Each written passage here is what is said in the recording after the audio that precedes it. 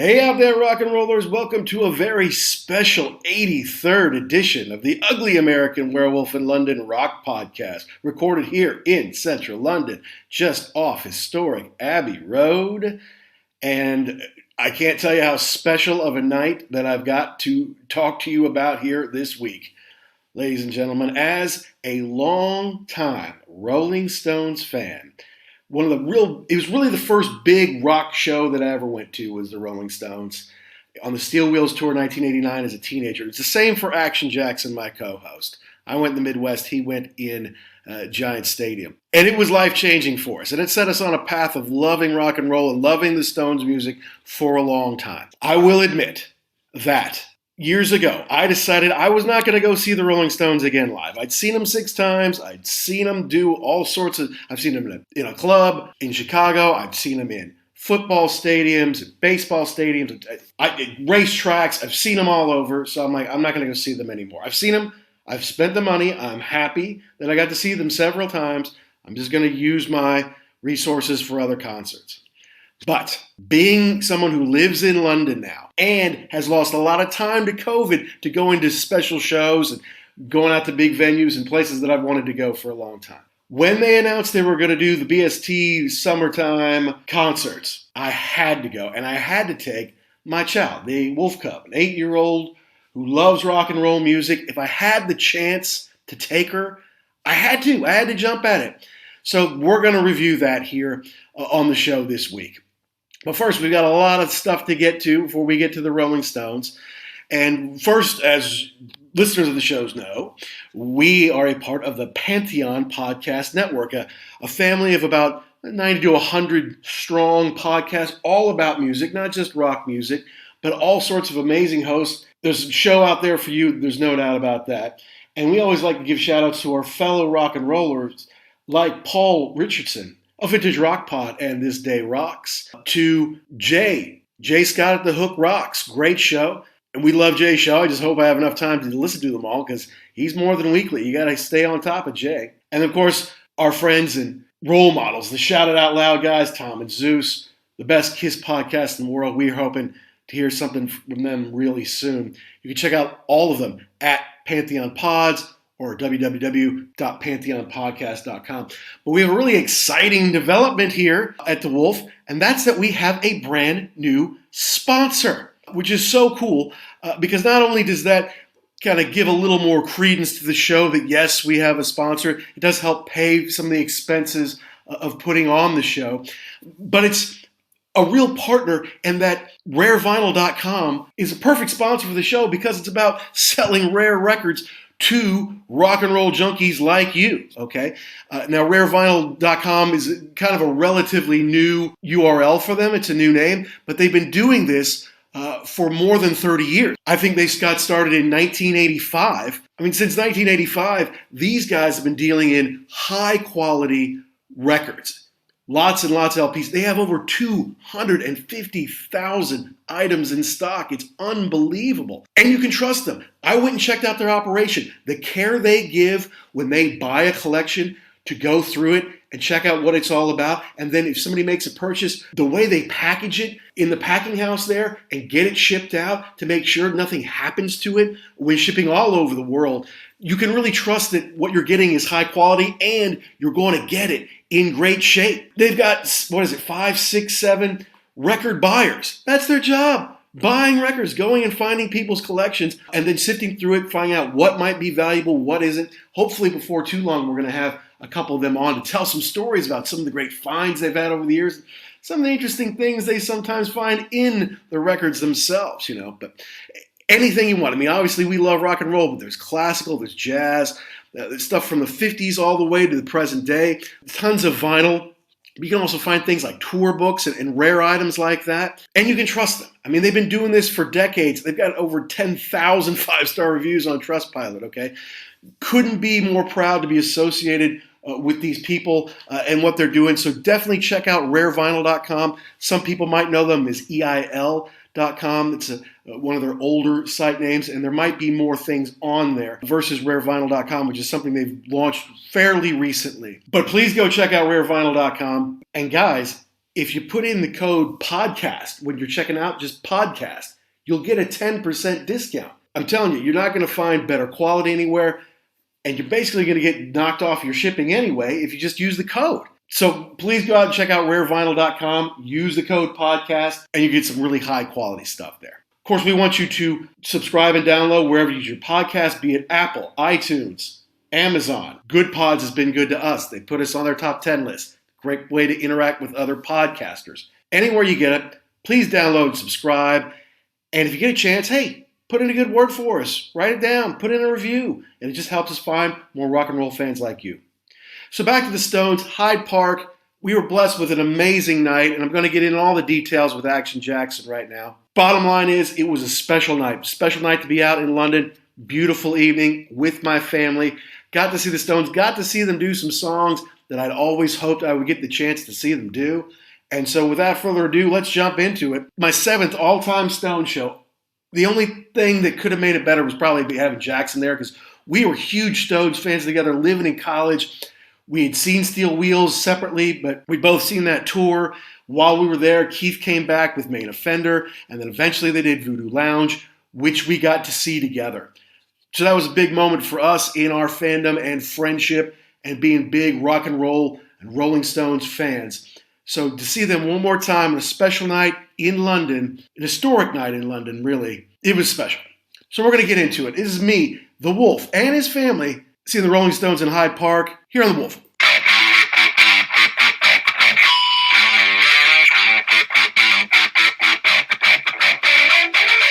So, and I was thinking about this before, like I know I've heard this name a couple of times, Hyde Park. I'm probably pretty sure I've been there just in passing, but this is not a music venue, right? This is a park that they set this giant stage up.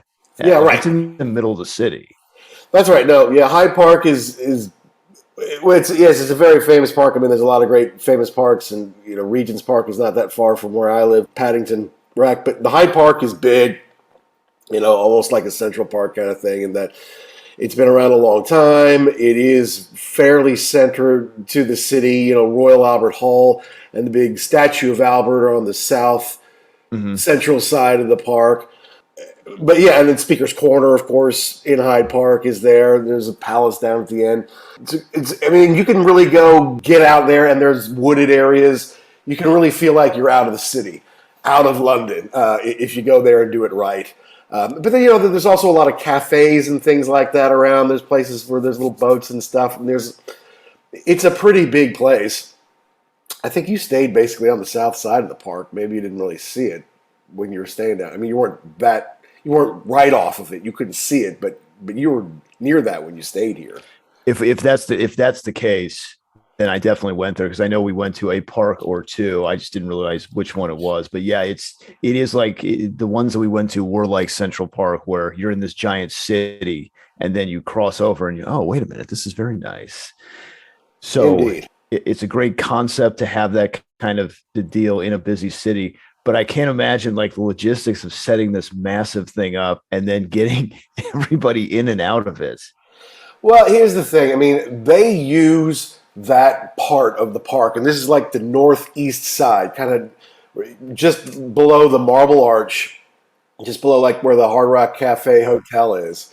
But it's usually this big, enormous, giant fields, and people come there. They can sit out there and have lunch most of the time, or have a picnic. They can play ball games out there, whatever. It's a big, huge patch of grass. But every year they do Winter Wonderland there, which is, it's kind of like there's a beer garden, and there's rides, and there's, rigged games, that the carnies can take your money on, and, overpriced, fatty, sugary foods, and, ice skating and all sorts of stuff. They do that there every winter. And I think during this, and so they basically set up this little village, this town, right? And all sorts of huge stuff set up. And they had a couple of carny rides, I guess, last night, but, big. They had food trucks, they had big food buildings, they had VIP things, they had a couple of different stages. This is something they do in the summer, too, because like Elton John played the night before, and the Eagles are going to play.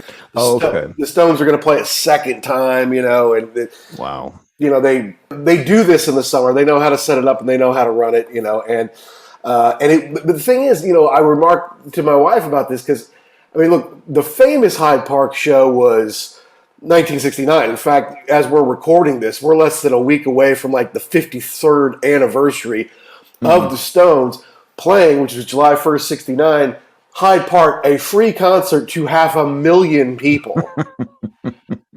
500,000 people, and it also consequently had been right after Brian Jones died. Now he'd been out of the band for a while, but he did pass away. And now this is the first show to introduce Mick Taylor into the band. Huge show.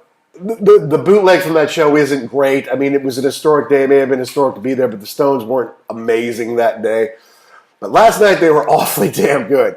But we'll get into that. No, it was only 85,000 people. So I was remarking to my wife, this isn't ginormous. They didn't try to put 250,000 people down here. And not that 85,000 is small by any means. I mean, it's bigger than you could put in any football stadium, really, given everything else you have to pack in there for the show. So it's huge. But I like the way they set it up.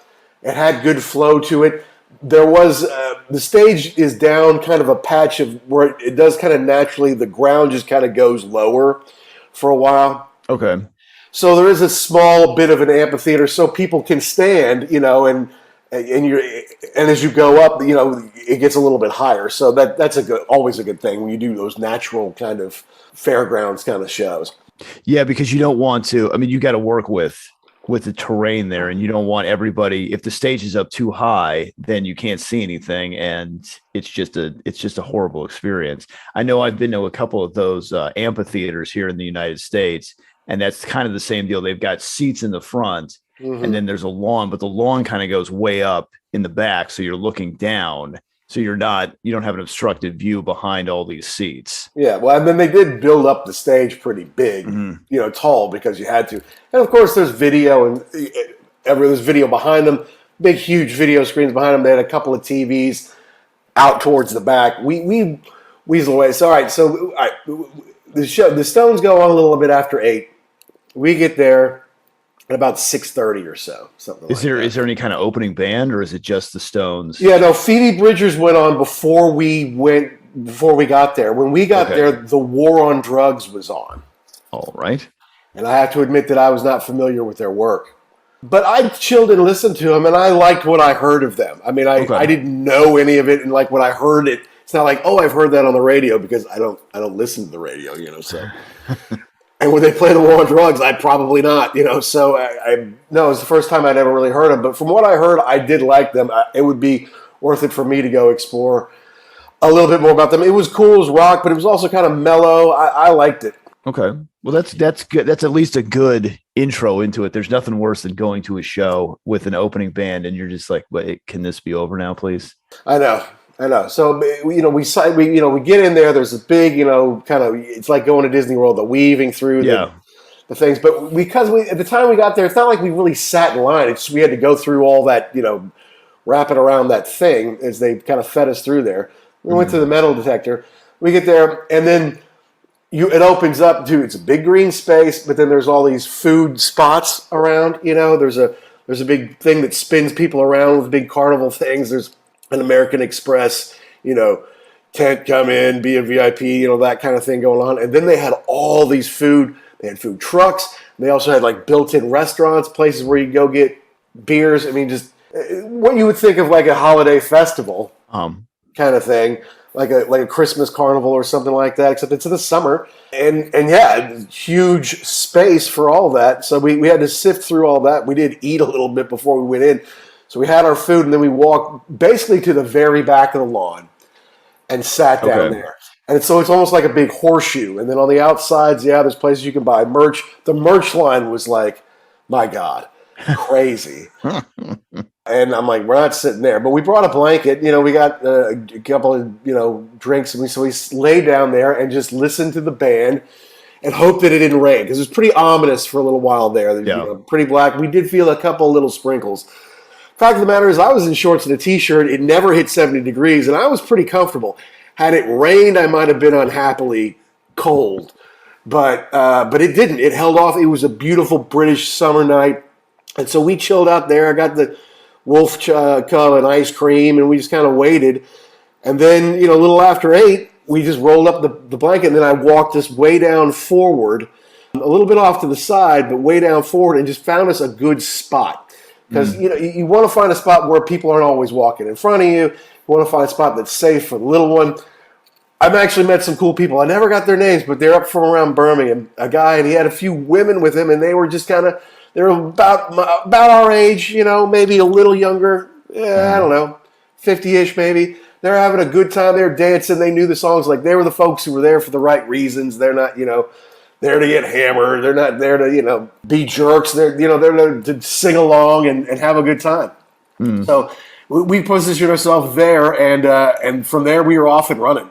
Yeah, that's always the interesting dynamic in a show like that, because you want to get close enough where you're comfortable, but you don't want to get to the close where it's like, okay, now everybody's packed on top of me, especially with a child. Yeah. Just, you got to keep her, away and happy. And yeah, you want to, but I guess at a certain point in time, you have to realize that you're not going to be front row. So you have to be, okay, the screens are going to be there. So you kind of have to, again, position yourself where you want to see the stage, but if not, then you've got the screens there to kind of help the concert along. Yeah, and at the end of the day, we're still pretty darn far away. I mean, remember our seats for Voodoo Lounge at the Big Sombrero? We were upstairs in Tampa. We were way closer there than I was last night. Okay. Wow. Oh, wow. So okay. I mean, I could make them out on the stage. I could say, okay, yeah, that's Mick. Or like when Sasha came down in her sparkly dress, I'm like, oh, yeah, that's Sasha. Okay. How was the sound, though? Okay, well, it did take them a little while to work it out, because the first couple songs, some things were in and out, and it did take a little time to fix it, because obviously there's a bit of a delay. We're a little far away. But by Tumbling Dice, by the third song, they worked it out. And I got to tell you, sometimes Mick was coming through. They didn't have the backing people on. It was just Mick, and sometimes they kind of turned Mick up maybe a little too high. But Mick sounded amazing. Mick sounded so good, dude. He turns 79 next month, and last week he had COVID. There was somebody, I can't remember who it was. I want to say it was Bill Burr, but it could have been somebody else like that. He was in a hotel in Boston, and he goes down to the gym of the hotel, and there's Mick Jagger, and he's like, it's like 6:30 in the morning, and this dude, I think he had a trainer with him, but the dude is no joke. I mean, he's all in, he's fit, he's working out every day.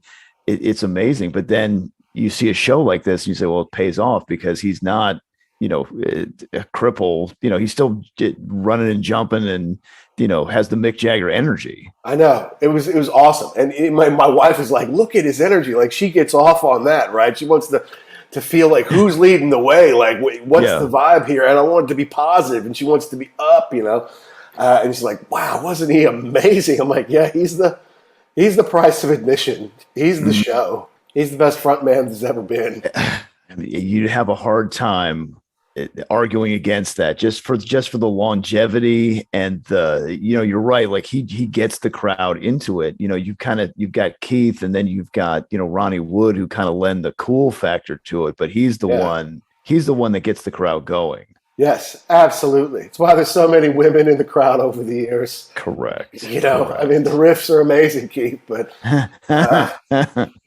look around, man. There's women all over the Stone shows. Always have been. It's pretty fun. And I could bring my kid, who was 8, and versus when I first took her to see Kiss when she was 4, when I think the whole thing was very overwhelming to her. Now she, this is something she's going to remember, and she really participated in it and basically got to see, for the most part, the whole show. We'll talk about the getaway later, but she got to dance. She got to get up on my shoulders. She got to hang out on the blanket beforehand, just chilling out, soaking in the vibe of all the people having ice cream, all that kind of stuff. It's the biggest show she's been to. I hadn't been to an 85,000 person concert when I was 8. Yeah, I'm trying to think of the last time I was in a venue with that many people, and it was probably a football game with 100,000 people, college football. That's a lot of people. Like, you know, you think you're ready for it, then you get there and say, wow, this is a lot of humanity packed into a relatively small space. But the thing is, at a football game, I mean, everybody has seats and there are walkways and steps and stuff like that. Like, this is how it all files out. Ultimately, you're just on a huge patch of grass, you know, and there are paved walkways throughout that part of Hyde Park. So during the warm-up, those tended to stay walkways. Nobody was on it. But by the time the show was in full swing, people were claiming their spots there because, you know, it's a free spot, you know. Yeah. All right, so we're up on the right side.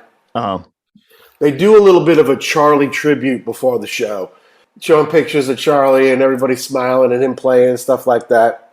And then they come out to Street Fighting Man.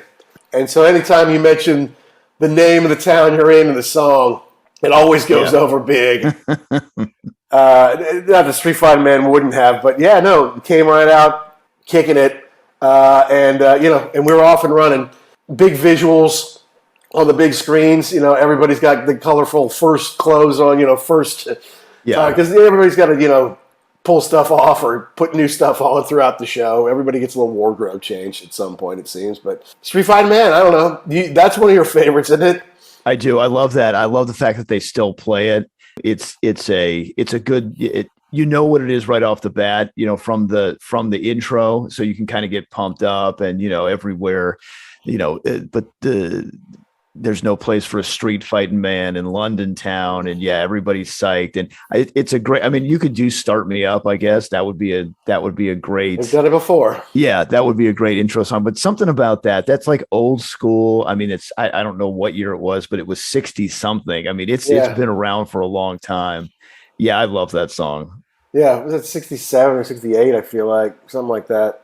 It was before "Let It Bleed," wasn't it? I think so, yeah. Yeah, so they come right out with that. And you're right, that's a 60s song. But then they do 19th Nervous Breakdown, which is like, God, that's like 64, 65. Yeah. That's really old, man. I don't know if I'd seen that one before or not. Yeah, deep dive into the catalog right off the bat. Yeah, I mean, that's got to be 58 years old, that song, something like that, 57. Crazy. So they did that. Now, listen, I did notice because Mick was out there dancing and running around and stuff, okay? Yeah. He's addressing the crowd. He's a little out of breath after the second song. He's a little because he's, playing London, huge gig, right? Tens of thousands of people out there. The sun's up. It's still beautiful. He's got all of his clothes on, jacket and everything. So he runs around on the first two songs.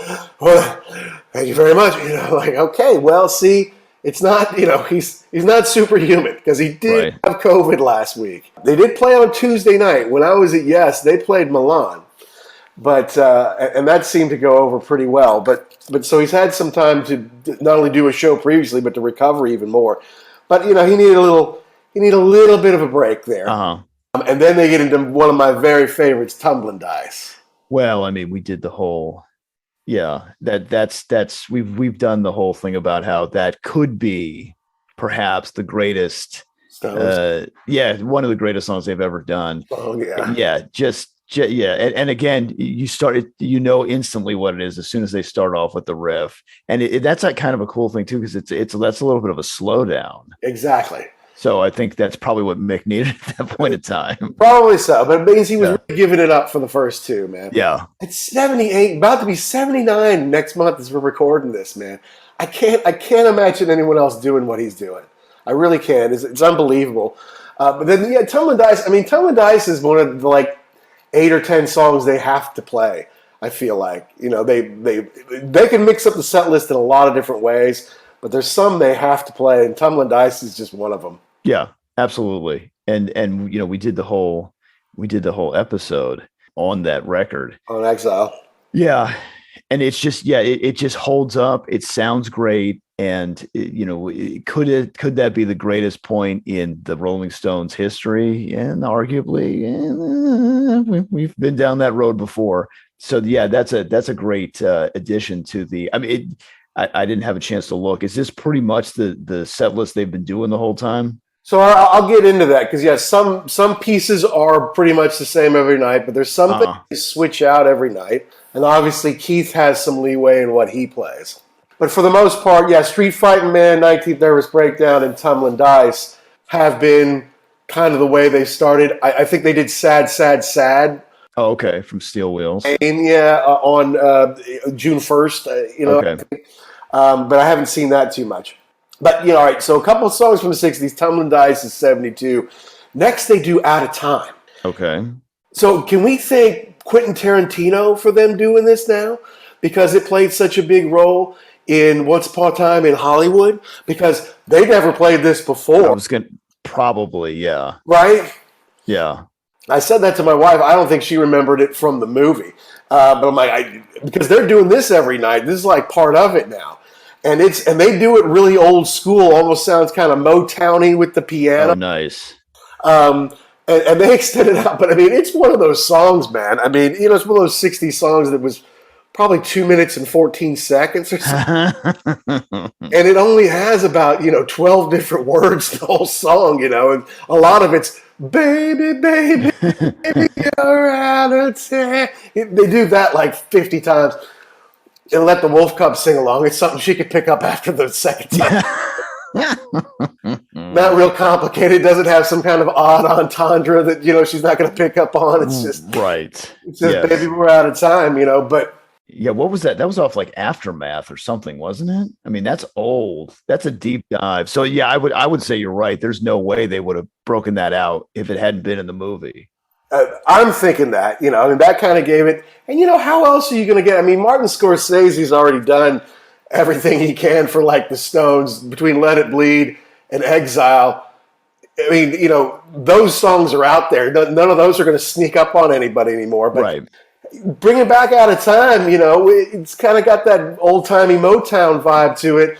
Big call on Tarantino's part. I'm glad the Stones are there to be like, yeah, that's our song. We'll give it to you. Yeah, we'll show you how it's done.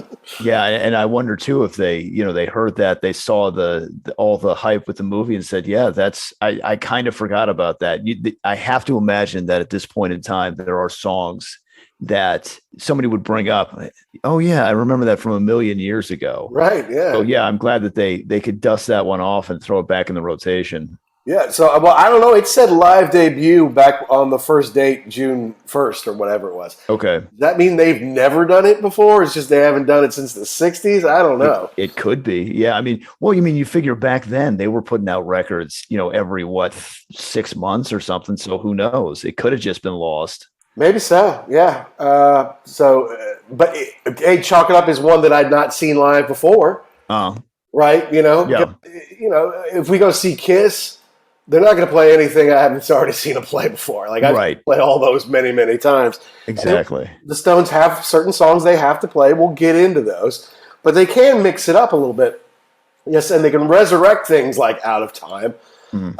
And they also, they do a fan vote and let people vote for the songs that they'd like to hear live.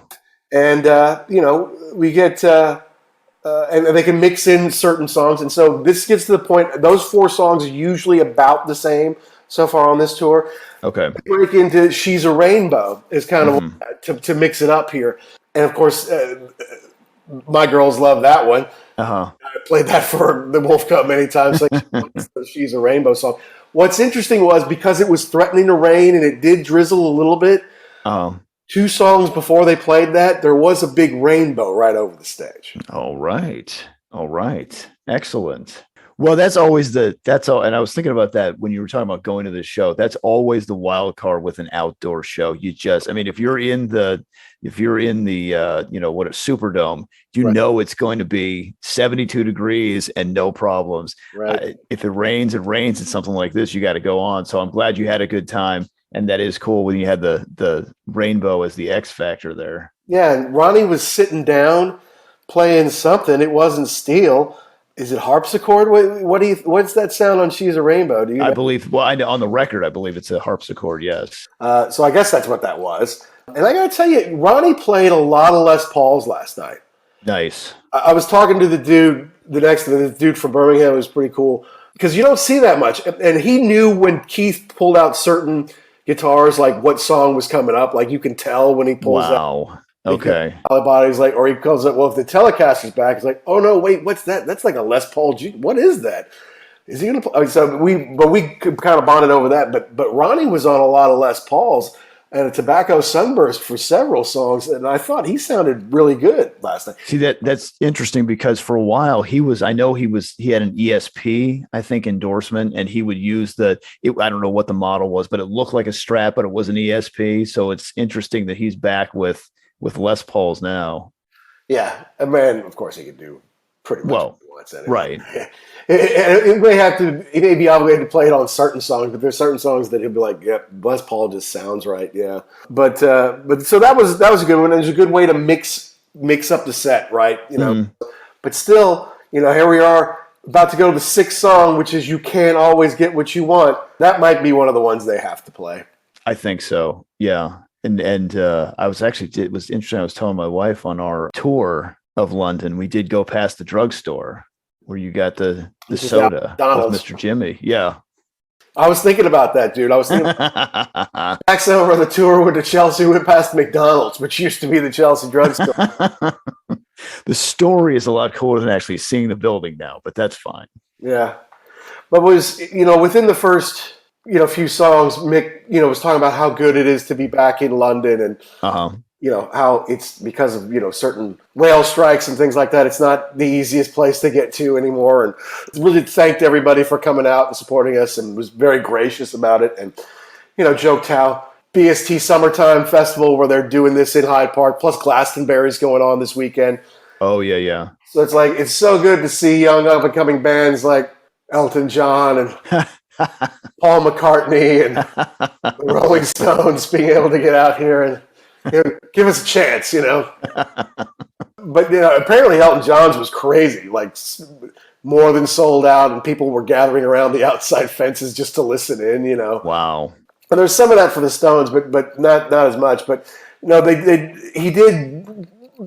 did remark, and this was something that I kind of took to heart was, okay, it was about 60 years ago that we found a drummer from Wembley called Charlie Watts. Oh, boy. And then we went around not too far from here to the Marquee Club to do our first show as the Rolling Stones. And he goes, and this is the first time we've ever played London without Charlie. Oh, jeez. And I'm like, wow, man. I'm here for that. Yeah. I mean, and I always said I would never go after Charlie died. Because you knew, or he quit because he's just like, that's it, I can't do it. And Mick's like, nope, we're still going to go. I always said, no, once that happened, that's when I was off. And honestly, dude, I saw them, I don't know, what was it, 16 years ago when they played Churchill Downs. Mm-hmm. Or it may not have been that long ago. But anyway, I was there, and I'm like, okay, that's it. I'm not going to go chase after the Stones anymore. I'm not going to, travel to see them. I've seen them 6 times in 6 different places. It's expensive, the seat, especially you want to do it right. I end up buying merch that I probably don't need for souvenirs, stuff like that.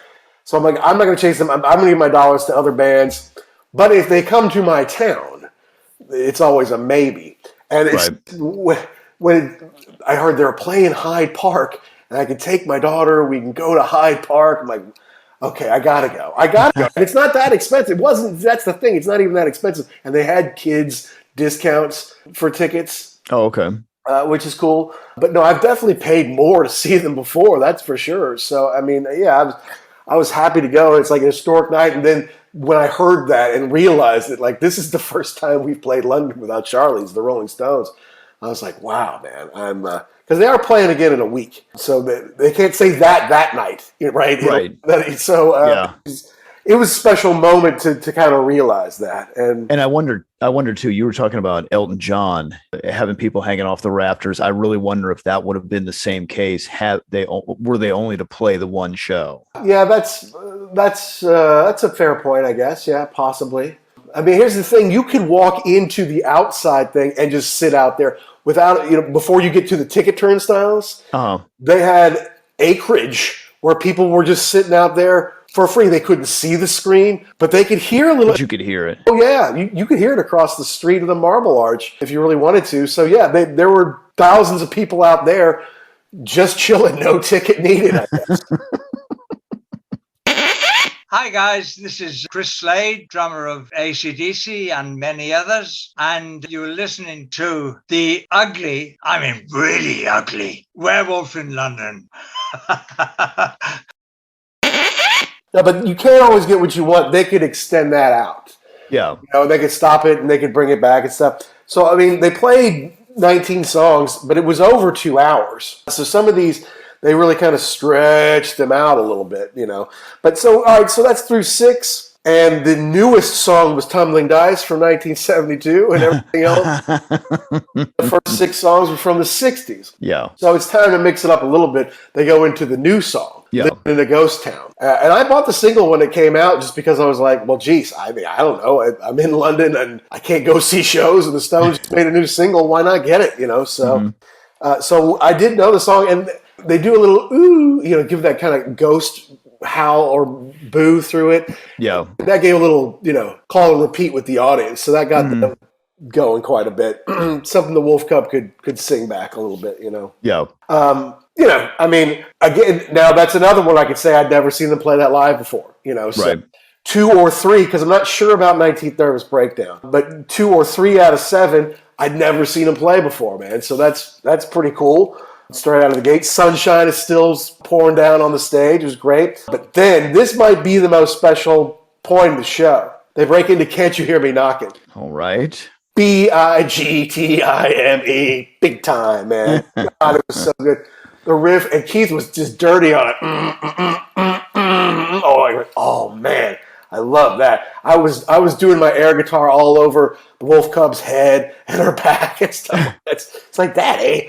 I couldn't help it. I was really getting into it. Now, you talked about Tumbling Dice from that era, from Exile on Main Street. Can You Hear Me Knocking from Sticky Fingers? Oh, man. But just that has to be top, maybe even 5, maybe even 3 iconic riffs of all time. That riff is just, exactly what it's so mean. It's so dirty. Low down. I love it. Yeah. Oh my God, it's so good. And the way that, because it's not exactly the same every time as you come in, right? You keep a little different thing, and on the one gives just a little bit, to hear him do it just right, I was like, oh man, that is so good. And the average fan may be like, oh, that's kind of cool. Yeah. I wish they might play, Get Off My Cloud or something like that. Waiting for a Friend. You know what, though, man? I would love them to play that song. I mean, I definitely would, but I would love them to play that song. But no, so it knocked me out. And of course, at the end, they can kind of go off on it a little bit and do a little jam there. So that was cool. I've learned that it's the first time since 2016 that they played that song. So first time in 6 years they broke that out. Okay. I saw them play it back in the day. I think it was on a Licks tour when I got to see them at the Aragon Ballroom. I'm pretty sure they broke that one out. It was really good too. And Bobby Keys was still with us back then, so he could get out on the sax a little bit there. So that's great. So now we're rolling now, and then it gets into one of the obligatory 10 or so honky tonk women. Yeah, and because you hear it straight from the bell, right? Or Keith he's open, right? He's not even got any. His left hand is not even on the guitar.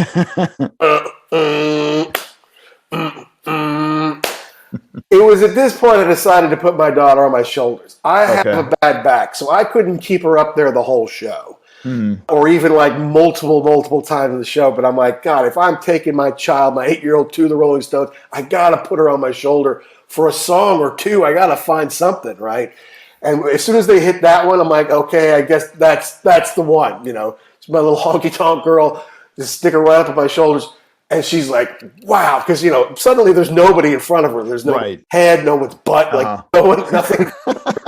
And she can see the stage in its beauty. There's this big tree in the middle of the stage left for us, stage right for the band, a faux tree. Oh, okay. But big old tree that's kind of part of the stage. That it's there for everybody, right? It's there for every band that'll do this over the next however many weeks. But so she can see that. She can see the screens. They can see the art and stuff that's going on up there. Yeah. See the band a lot more clearly. And plus, I can bounce with her a little bit on my shoulders. And everybody's like pointing at her like, yeah, man, look at the rocker, and giving her high fives and stuff like that. So, I mean, I might not have seen them. Maybe they played that at the Aragon, I'm not sure. But, I mean, I guarantee you the other 5 times I saw them play, they played that. I mean, they have to play Honky Tonk Women. I think that's pretty obligatory at this point in time. Yeah. One of those ones where it's like, it's kind of a deeper cut, but not really. I mean, I think most people that would go to see that show would know that pretty instantly from the intro riff to it. Yeah, absolutely. Yeah. No, they have to do that. Remember when they had the blow up dolls on the Steel Wheels tour? I do. Yes. Do they not have the blow up dolls anymore? No, they don't. That's a little more family friendly then. I don't know. I thought the blow up dolls were adorable. Seriously, it was part of the big stage. Like, what all can we do in 1989? It's because the screens are so amazing, right? I mean, you can put anything behind the screen. Obviously, you can show the band doing their thing, but you can put any kind of video, any kind of animation, anything on that screen, and it's ginormous, right? So, well, you're right. I mean, it makes it much easier to do a huge show other than you mentioned, the 89 Steel Wheels Urban Jungle Tour. I mean, the stage was so massive on that thing because you're right. They couldn't have it on there. But, you were talking about being in the crowd and not being up close. Somebody told me, I can't remember who it was. They went and saw Kiss on one of the tours and they were like right up front. They thought, wow, this is going to be really cool. It really wasn't because you couldn't see any of the screens. Right. You saw you saw Gene come out with the thing attached to him on his back. So you knew he was going to fly away. So it almost kind of lost, they could see, it might've been the reunion tour with Peter Criss and you could see him not wearing the boots behind the drummer. So it's like you lose a little bit of the magic. You kind of want to, if the show is that big, you want to be back to see the whole experience. No, you're not going to see Mick Jagger up close, but you just look at him on what's going on the screens. He moves the way he moves, so you can see him gyrate. You can see him, because no one else can do it. All right, so after Honky Tonk, that's when he introduces the band. Okay, and of course we know after you do band intros that it's Keith's turn. Mm-hmm. But because during the day, I had Wolf Cub take a little nap with me on the couch so she wouldn't get tired by the time they were halfway through, right? You need to prepare. That's right. So we put on No Security from San Jose live 1999. Okay. So I could show her kind of what they look like a little bit, get used to some of the songs and things like that. And then they go through the introductions and I say, okay, well, first they introduce the horns, okay? Then they do the backup singers. Then it's Chuck, then it's Daryl, and then they do the band, Charlie, Ronnie, Keith. And then when they were doing it, she's like, and now they're going to do the backup singers, Daddy? I'm like, yes, that's right, honey. So they did the horns, they did the backup singer. Uh-huh. They did Daryl, and then they skipped to Ronnie. They skipped over Steve, or Mick, I should say. Forgot Steve, because Steve not only took Charlie's spot on stage, he took the order in which he was announced on stage, right? So okay, yeah. It's still Daryl first, then it's Steve. Well, Mick skipped Steve and said Ronnie, and Ronnie had to let him know, hey, you've got somebody. He's like, oh, I'm very sorry. Ronnie, here, why don't you do it? And then Ronnie started acting silly and being Ronnie and running around, goofing off. He's like, okay, I'm sick of waiting for you, Ronnie. On the drum, Steve Jordan, and he did get a big round. And then Keith comes on, of course. Well, no, wait.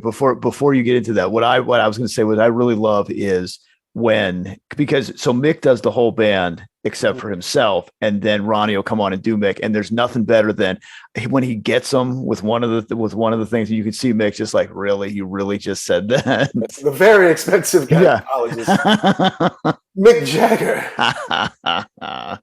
Yeah, I remember once he said, "Not a bad harp player." Yeah, Mick Jagger. He goes, "Oh, thank you, Ronnie." He didn't introduce him last night, though. Oh, really? Okay. He didn't do that. I guess because Ronnie's off goofing off. He missed his chance. But Keith comes, so then Keith kind of walks down this big ramp, because there's a stage, right? And then there's a big ramp down, and then there's a place where there's like a little runway that's closer to the people, I guess. Okay. So Keith kind of saunters about halfway down that just to kind of wave and say hi. No guitar, just Keith, just hi, hello, and then he walks back up, and they come out and bring out, I think it was like a big black Gibson that he played Slipping Away on. Okay. And I was psyched. It's not the first time he's done it on this tour, but And I have seen him do it before, but I love that. It's from Steel Wheels. It was right in the era of when he did Talk is Cheap, Right. And I really liked it. And he did croon it out, too. Mixed voice sounded good. When Keith was actually singing, sometimes he would take a break, and sometimes he would sing off mic, and then he would get back on the mic. But when he was really singing on the mic, he did sound pretty good. And that's a crooner for him. Yeah. Yeah. And I like that he's got a bank of, even he has songs that, you kind of have to play all the time. I'm glad they brought out kind of a deep track from him. That's nice. Yeah, absolutely. And then of course I was hoping, because he gets 2 songs and he's played Connection most every time on this tour. Not every time, but most every time on this tour. Yeah. Ever since we were in college and I had Keith and the Winos live at the LA, was it the Palladium? Yeah, the Palladium. And we on cassette. Yeah. Had it on cassette. And we would rewind it and listen to it over and over. Because Steve Jordan was with the Winos, right? And he set that beat. Yeah. Boom, bop, boom, boom, bop. Yeah. And that's what kind of drives the song. I love the riff and I love the singing, but that was it. So the guy next to me, I'm like, and I started filming on my camera. I'm not the guy who films the whole show, but there's some parts I want to get bits of. And I'm like, and you can hear me on the video saying to my daughter, if he's going to do it, honey, he's going to do it now. Mm-hmm. Because on the way over, they're like, what song do you want to hear? I'm like, I want to hear Connection. I want to hear Keith do Connection. I've always wanted it. So they switch out his guitar, and it's this kind of yellow. Again, it's almost like it wasn't a Les Paul Jr. It was some kind of Gibson-looking thing, though. And then you heard the pop, pop, pop, pop, pop. I'm like, oh, yes, it is. There we go. I'm like, there it is. There's the riff. All I want to do. And he was singing really well.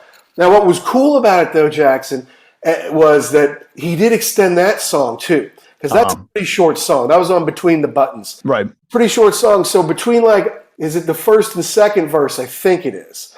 Because they kind of do the chorus, then they do the first verse, then they do the chorus again. Instead of going into the second verse, they went into a little bit of a solo. So he and Ronnie traded a little bit for maybe nice. There. So I'd never seen that before. So I'm like, that's just more Connection. That's awesome. That's really good. And then they go into the second verse or whatever, and then they do the chorus some more. They do some more jamming. They extend it out. The dude next to me knew the lyrics too. Not everybody knows Connection. That's when I knew I was with the right people. Not only people who were there for the right reasons and knew the right songs, but, was watching out for my daughter and me. And, when idiots would go by, he would shove them off. I was like, get out of here, kind of like, yeah, move along, moron. I'm like, yeah, all right, this is the right people to be with. So singing that, top of my lungs, so happy to do it. Not everybody knew it. My daughter was happy because I was happy. It was awesome. It was a great, great, great moment. Yeah, I'm glad they did that one too, because I had never heard that song before until the Winos live record came out, and it was one of those why have I never heard that before? And I'll be honest, I've listened to Between the Buttons, the version of it. It's okay. I mean, it's a Keith song, whatever. But yeah, he did the way that they played it that night made it so much better. And I can imagine that hearing it live again, like you said, you didn't know is he going to do it? Is he not going to do it? He's got plenty other songs he can play. Yep. Yeah. To go into, you know exactly what it is when that beat comes in, yes. Thank you so much. Yes. And then that goes into a whole nother thing about going to a concert. There's nothing worse than going to a concert where the crowd is like, meh. So to be there with people, I mean, I'm not saying the rest of the crowd, I have no idea, but the people that at least were around you were excited and they knew what this was too. That just adds to the experience of, that was a great night to have fans there. No, yeah, absolutely. And I honestly credit it to Steve Jordan. He's the one who helped bring that thing back to life back in 1988 with the Winos. And I miss Charlie. I wish he was there last night. Absolutely. But him on that beat, he puts the beat into that song. That's why it came off live. And that's why, he's playing it most every night now and it is extending it a little bit with the extra guitar bits with Ronnie. So it's something special. But so then number 11, is that the third or fourth song that I'd never heard them play before? Third or fourth song I'd never heard them play before, man. That's so awesome. It was Keith. The only thing that was missing was you, Jackson. Had you been there, would have been My head would have exploded. I told my daughter afterwards, okay, I can die happy now. I saw him do Connection live. Now, speaking from one killer beat to four on the floor. Yeah. And for the most part, everything after this, they pretty much do it the same every night. They mix the order a little bit, but all these songs they play, and these are the ones, some of the ones they kind of have to play. But they go into Miss You. And my God, can white people dance to four on the floor, man? They as soon as they hear that pump, pump, pump, pump, it's like we know how to move to this stuff. Everyone in front of us was doing it. I was encouraging my daughter, yeah, do it. It's not like you're going to look dumb next to these people. Just be yourself, honey. You're the dancer, and she was grooving. Boom, ba, boom, ba, boom, ba. Mick did point out to Daryl, hey, can anybody play some bass like Daryl? I don't know if he turned himself up or they turned up the mix, but he was like boom, thumping and slapping that thing and really putting some sound on. I'm like, yeah, Daryl, you're the coolest.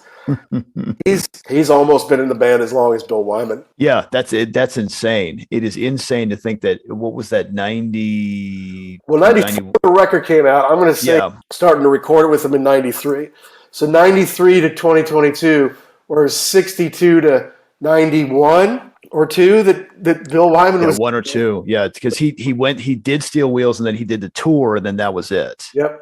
I mean, I understand it. I don't know that rubs me the wrong way a little bit. They should make him a full-on member, but whatever. That's English, I guess. Yeah, and at this point in time, it's like I'm sure that. I mean, he's still there, so I'm sure they pay him very well. But I mean, I consider at this point in time, I definitely consider him part of the band. Oh yeah, absolutely, no doubt about it. Yeah, he deserves everything he gets. But so Miss You had the disco hit.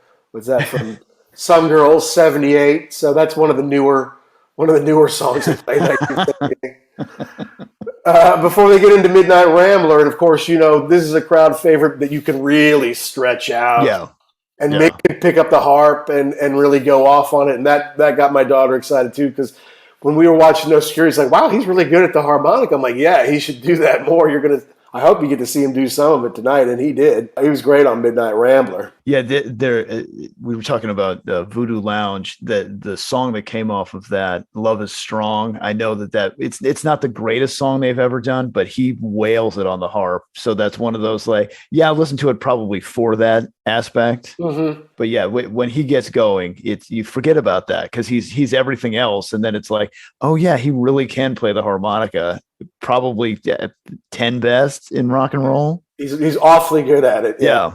And I was thinking that he was really blowing it. I'm like, God, he had COVID last week. He's in his 70s, and he was really blowing on that thing. I'm like, it's the cardio. Yeah, man, it really is. He has kept good care of himself. He sounded great. Mick Jagger deserves everything he gets, and he has plenty. But he's earned it all, all the women, all the money, all the adulation. Deserves every bit of it. I was taking the dog out this morning, walking, because I knew we were going to do this. When I was thinking about all the British invasion bands that had come and gone, I mean, some of them had big hits at the time, and they just all, for whatever reason, fizzled out. The Rolling Stones are the greatest band that's ever been. To hold it together that long, to still be relevant, to still sell out Hyde Park. They're not playing the Lucky Horseshoe Casino in, right. Evansville. No, they're playing sold out performances all over the world, including 85,000 people, probably more than once. I mean, I would imagine they'd have a pretty sizable crowd for the next show in 2022. Yeah, probably so. And they already set things up for next year. I feel like they've already lined up some stuff for next year. So yeah, unbelievable. It's all going forward. Yeah, and honestly.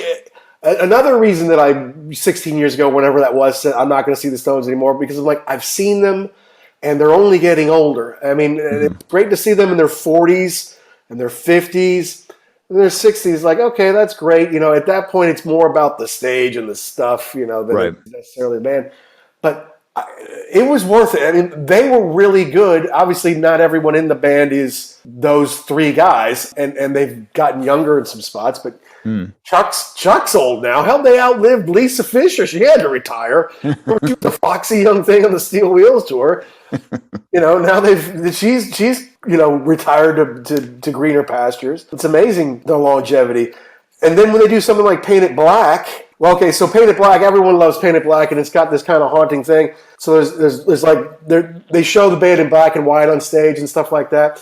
Big rouser, again, another 60s Painted Black. To me, that's always the Brian Jones callback because of the sitar at the beginning, and just, that it always makes me think, and I've talked about this before, had he been able to hold himself together, what the band would have been. Just he was the guy that would push the different, well, what would this sound like? We could use this instrument on there. So that song in particular always makes me think of him and what could have been. That's a good point. Yeah, it's very from the era. Yeah. Yeah. No, that's cool. But those two from the 60s, again, Miss You, yeah, was one of the newer ones. But then Start Me Up, I don't know. I people love it. I do like it, but I kind of do want you to start with it, to be honest with you. Not that Okay. Man was a bad way to do it. It's just like, what are we starting now that we're 15 songs in? Is my question. I don't know. I often wonder about this one too, because that was the big one off Tattoo You. Yeah. And Were the Stones done in 78, 79. And then that record comes out and it's gigantic and they're back all over again. Yep. Yeah, I think it is. You have to play it at a time like this. Like, it has to be in the deal, but I agree with you. It is kind of a weird thing. Yeah. Again, we're already starting, Mick. Are we starting again? What's happening here? I need a little bit of guidance, please. That's right. and that's actually when the She-Wolf rejoined us, I think, was around Painted Black. Because she left an hour before, maybe during She's a Rainbow or something like that, to go to the bathroom. And she said, well, I'm going to go ahead and jump in the T-shirt line. She was in that like 40 minutes or something like that. Now, she got me and the kid a Stone souvenir, which is nice. But she missed half the show with us. She can still hear it, obviously, but she didn't get to hang out with us as much. But everyone likes Start Me Up, and that's a good one. Now, usually at this point in the show so far on this tour, they would then go into Sympathy for the Devil. Okay. Tonight, they go into Gimme Shelter. Oh, okay. And I loved it. I was so happy. Obviously, forever, that has kind of always been, if someone asks you, what's your favorite Stone song? Without thinking about it, that's my reaction. Gimme Shelter, right? Yeah. If I think about it, there's probably something like All Down the Line or Can't You Hear Me Knock or something like that could give it a run for its money. Like, there has to be conversation around it. But like knee-jerk gut reaction, like, who's your big favorite rock guitarist of all time? Yeah. Jimmy Page. Yep. Right. That's right. Maybe if I thought about it, I could, argue for it. Right. But like no thought, just go. Yes. Shelter. Right. So I'm so glad that they did that, because I'm like, we're not going to stay for the bitter end with the 8-year-old. We got to get the hell out of here before all the masses start trampling out. Right. So we got to do that. So they do Give Me Shelter, one of my favorite songs of all time. They pull it out a little bit. They jam for a while. Obviously, it's about, war and rape and murder. It's all just a shot away. Yeah. And then eventually, towards the end of the song, they're showing the Ukrainian flag waving and they're bombing, and the apartment buildings, like crumbling and falling down, stuff like that, to just give you a little reminder that this is going on in our world. It's not all that far away. And it's something just to count on blessings. But remember, it's great that we can gather like this, but not everybody can. Right. Yeah. Unfortunately, still relevant today and a lot closer where you are than we are here in the United States. Absolutely. It seems to be getting a little uglier by the day over there. So, and I guess the meeting, there's a G7 meeting in Germany going on right now about what to do about all that. So yeah, that's the Stones playing their role and trying to push for a better world through rock and roll music. Yeah. All right. So it's at that point I'm like, okay, I saw my favorite song of all time. Let's just start walking out, because it's going to take us a while just to get to the gate. Right. Because we'd gotten down there relatively close. So I'm like, all right, took her to the hand. I'm the fullback. Yeah.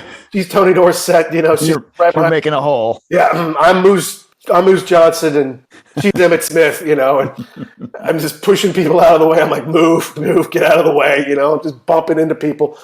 They start playing Jumpin' Jack Flash. Well, that's one of the 5 they have to play. It's one of the 3 they have to play Jumpin' Jack Flash. And I've seen them play it a lot. And it's not like I can't hear them do it, while I'm walking away. So, and we're all singing it, right? The whole crowd's singing it. That's why they're in a good mood. They're letting me push through them. And I found a pathway, and I just kind of took it. And about halfway through Jumpin' Jack Flash, we kind of got past the mass of people, and we're to the back, where people were, cleaning up the burger stands, and a few people were starting to file out, or there were a couple people like waiting for their friends to come find them or whatever. Walk a couple of 100 yards then to the gate. I'm listening to Jumpin' Jack Flash. I could turn around and see the big screens behind me. Walking out there, my daughter's like, "Why are we leaving? They're still playing." I'm like, "Hey, look, trust me, I've done this a lot more than you have, and this getaway is going to be essential." And that's the hardest thing with doing something like that with a child, because it's like, trust me, I understand you're amped up. I understand you want to be here, but there's going to be the payback for this, and it's going to be rough. We need to leave now. We got to go. But yeah, so we heard Jumpin' Jack Flash, and then as we were crossing out of the park and getting across the street, everyone was screaming, more, waiting for the encore. And then I could hear him go into Sympathy for the Devil. So I'm glad they flip-flop Gimme Shelter and Sympathy, because I just love Sympathy. I mean, I love Gimme Shelter. I like Sympathy too, but I've seen it, and right. If you give me my choice, I got my choice. I figured I was pretty lucky for that. So as we started walking up the street, you could still hear it. So that's cool, So and then I'm like, well, they're going to do Satisfaction after that. So we just walked, because look, and then coming south towards Hyde Park, traffic was really backed up. Mm-hmm. And then going north out of there, nothing was coming. Nobody was coming out of there, right? Because there's nowhere to go. So I'm like, all right, plan was, let's just start walking, and eventually we'll get a cab on the other side. Yeah. Just trying to get down there, and like, they don't want to get stuck in all that nonsense. That's basically what we did. We crossed the street. We found a guy who could turn around and then take us home. Again, I was at home, A, before it was completely dark outside, and B, probably before the Stones left the stage. And so, yeah, we were home before 10:30. It was just like, do you know what? That was a great night. I mean, we were blessed with great weather. I was with my family. They sounded great. It was just, you figure, I'm going to stop doing this stuff eventually, and then you have one good one, you're like, no, this is pretty good. And, well, they play on the 3rd, right? They play on the 3rd. If I'm not in Amsterdam, it's easy for me to just get one ticket and wander down there by myself. Exactly. They'll mix up some of the songs. I bet Keith plays 2 different songs. That's starting to sound like a plan right there. There's nothing worse than staying till, you want to stay till the bitter end. You want to stay to see everything. But then, the mass of people trying to get out of there is just, I've been to more than one show at Giant Stadium where you're just sitting there like, oh, there's one road to get out of here. And you might as well just sit in the car, because no one's going anywhere right now. Exactly. And with 80,000 people, and they've been drinking, and now it's the park. And I've seen them play Satisfaction. I've seen it, right? It's like, I get it. Yeah, no, I don't regret that at all.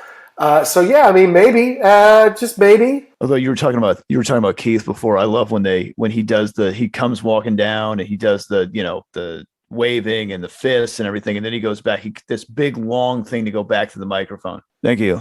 Right.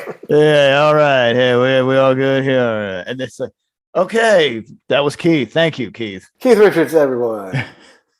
It was a really cool night. It was great. It was fun to be out in London. It's been a busy week. I was supposed to see Noel Gallagher last Sunday on Hampstead Heath. I was sick, and I knew I needed to be well for both Yes, which was on Tuesday at Royal Albert Hall, and the Stones at Wembley.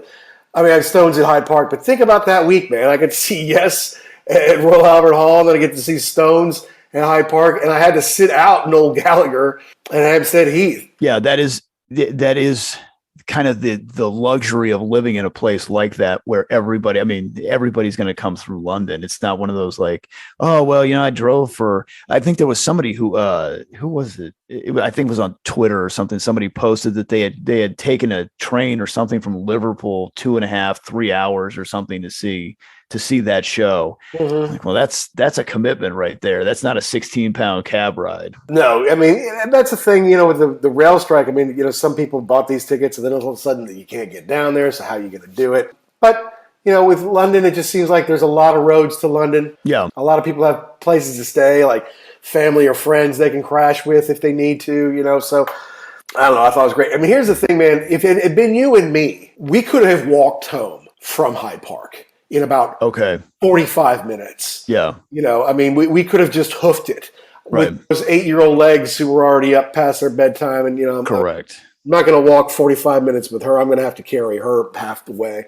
Eventually we found a cab. But, you and I could have walked home, or we could have gotten the cab the same way we did, and then it would have taken us to the Clifton to have a few before they closed us down at 11:30 or whatever post game review. But I mean, Right.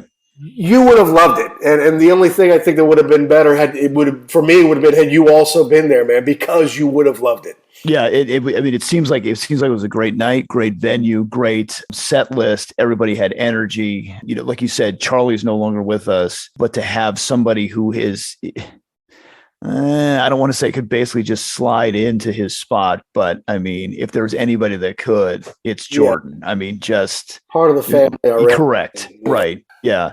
They didn't by any chance happen to show in the montage of Charlie Watts the little dance that he would do before it backstage? No, and it wasn't a real long one. It was basically him playing and him hugging with the guys and stuff like that. It was it was nice. It's kind of short and sweet. It reminded me a lot of it's kind of exactly what Yes is doing for Alan White. Oh, okay. To be honest with you, it wasn't like 7 minutes. You know, it was like some music and some pictures and video, and you know, basically we love you and we're here. We're soldiering on. Mm-hmm. Mm-hmm. I do love the videos of him doing that, but then I really love the videos of him doing the dance and then Keith kind of doing the, you know, not mocking him, but like, you know, giving him a hard time, because that was always his way to get in the zone and do what he had to do every night. Yep. Yeah. Get the nervous energy going. Correct. Get the rhythm going. Yeah. No, it was a fun night. And like I said, so glad I got to take my daughter at 8 years old. It'll be something she remembers. And she was having a ball. She was proud to be there at her first Stone show. You know, I guess her mother, it was her second. And she's like, it's my first, it's my second. It's Daddy's the 1,000th. I'm like, it's my 7th, honey. You know, I could have seen him a lot more, to be honest with you. I just decided that I was going to spend my concert resources elsewhere. But hey, will there be an 8th next week? Yeah. It sounded like that is more on the yes side than the no side. So we'll see. Well, the plan was for me to be in Amsterdam. That is still a possibility. Okay. But if I don't go to Amsterdam, then would not be a bad consolation prize. The odds start to go up that I find my way in. I'd be interested if you do that, the compare and contrast, you know, how is it different being by yourself? And then how is it, I mean, is the set list exactly the same? Is it different? I don't know. I don't know what the logistics are in a venue that big of changing up the set list. All right, I'm going to guess 1, 2, 3, 4. 4 of the songs will change, maybe 5 out of 19. And I'm assuming that Keith doesn't do Connection again, just because it's the same town and he knows some people might come twice. I'm thinking they'll move Can't You Hear Me Knocking out, they'll move She's a Rainbow out, but most of the rest, they could switch out something else, but not from Miss You On, they don't change that. Maybe they change the order, but they don't change. Yeah, and I think they would keep Living in a Ghost Town just because it's the latest single they had. Absolutely. You're going to keep Can't Always Get What You Want. You're going to keep Honky Tonk Women. They could maybe do Sad, Sad, Sad instead of Tumbling Dice. I don't know. I like that song. As much as I love Tumbling Dice, yeah, because I already saw it once, I would gladly even switch out Sad, Sad, Sad for that just to see it. Mm-hmm. And then, you know, maybe I go to the other side. Maybe I try to get closer. I don't know. Maybe if it's hot, maybe I just kind of stand at the back and just kind of like chill. I don't know.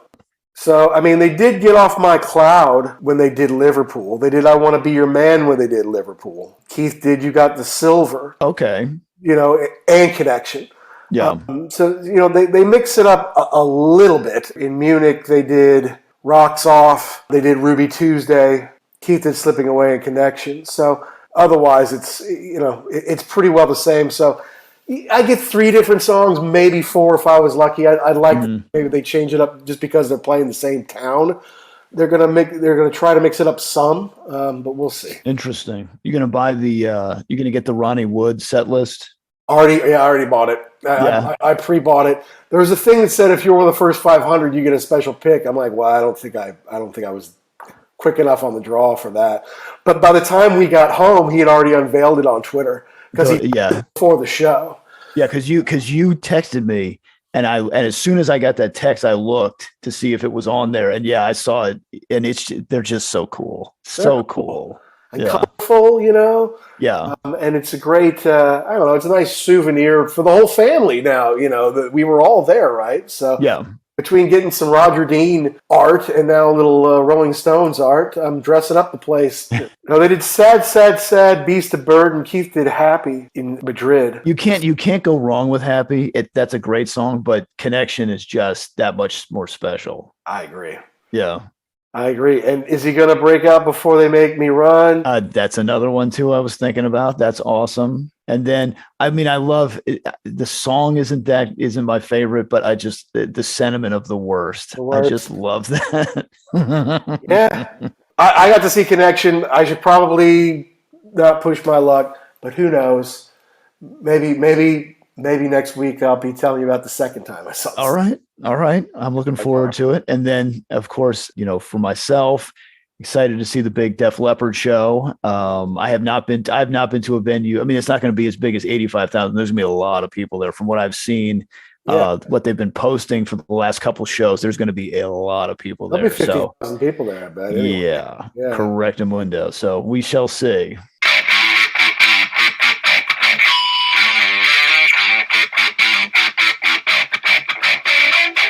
So that was my take on the Rolling Stones live in Hyde Park. What a special night. A special night for me, a special night for my family. Be able to take my child to see the Rolling Stones, to go see them one more time before it's all said and done. See them in a tribute to Charlie Watts. See them in Hyde Park, almost 53 years to the day since they walked out and did a free show for 500,000 people in a tribute to Brian Jones. Now I see them in the tribute to Charlie Watts, almost 53 years later to the day. What a special night. I'm really glad I was there. A lot of times you're really happy to see a band if they're really on that night. It's a lot of fun and you're jumping and it's a great night. It's great entertainment. But for like historical value and just having a good vibe, good atmosphere, and be able to share it with people you love, that's really what live music is all about. And I've said it for years that music is the most human of art forms. And good luck getting 85,000 people on a Saturday night to come out and stare at a painting. And I love painting. Don't get after me now. I love art forms and all. But music is the most human. It's the most unifying. And that's just something that I felt in Hyde Park on June 25th, that Saturday night, seeing the Rolling Stones after all those years, being with my family. It was great.